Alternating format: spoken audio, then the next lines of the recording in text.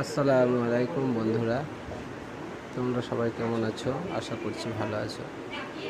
আমিও ভালো আছি। এই যে দেখছো যেগুলো যে কাপড়গুলো বিছাচ্ছি আমি, এগুলোতে সব ব্লাউজের পিস কাটিং হবে, ব্লাউজ হবে এগুলোতে, ঠিক আছে? এই এমব্রয়ডারি করা আছে না, এই ফুলটা দেখা যাচ্ছে, এই ফুলটা পিছনের দিকে পড়বে, পিছন সাইডটাতে যাবে এটা। আর এভাবে ভাঁজ করে নিতে হবে। তো সমানভাবে ভাঁজ করতে হবে। মনে করো যদি সমানভাবে ভাঁজটা না হয় তাহলে কি হবে, কাটিংটা ভালো হবে না। তারপরে একটা কাপড়ের উপরে এইভাবে সব ড্র করে নিতে হবে, ঠিক আছে? এই যে আমি ড্র করে নিয়েছি, একটা ফর্ম আছে, ফর্ম মাপ অনুযায়ী তোমাদের হয়তো যেই রকম ফর্ম বানানো থাকবে সেই ফর্মগুলো বিছিয়ে একটা ড্র করে নিতে হবে। ড্র করে নেওয়ার পর এইভাবে কাটিং করে বের করে নিতে হবে। এই যে এটা হাতটা বেরিয়ে গেল, এরপরে এটা সামনের অংশটা কাটা হচ্ছে, এটা সামনে লাগবে, ঠিক আছে? তো এই যে ড্র করা আছে এইভাবে সব কাটিং করে নিতে হবে আলাদা আলাদা করে।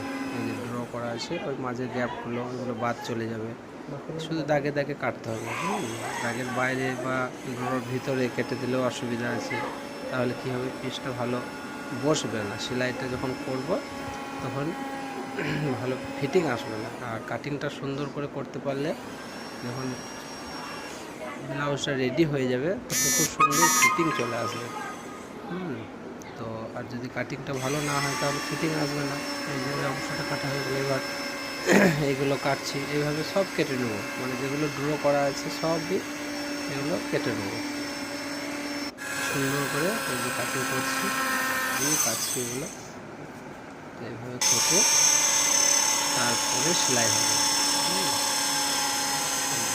সুন্দরভাবে রাউন্ড এটা গলাটা কাটা হচ্ছে, ঠিক আছে? পিছনের গলা, এটা পিছনের গলাটা সুন্দরভাবে না ঘোরালে কী হবে, ভালো হবে না। এটা নিচের অংশটা একটু বাড়তি আছে, যেগুলো কেটে ফেলে দিতে হবে। এগুলো সমান করে কেটে ফেলে দিলাম, এটাই শেষ। এটা কেটে দিলেই কাটিং হয়ে গেল, শেষ।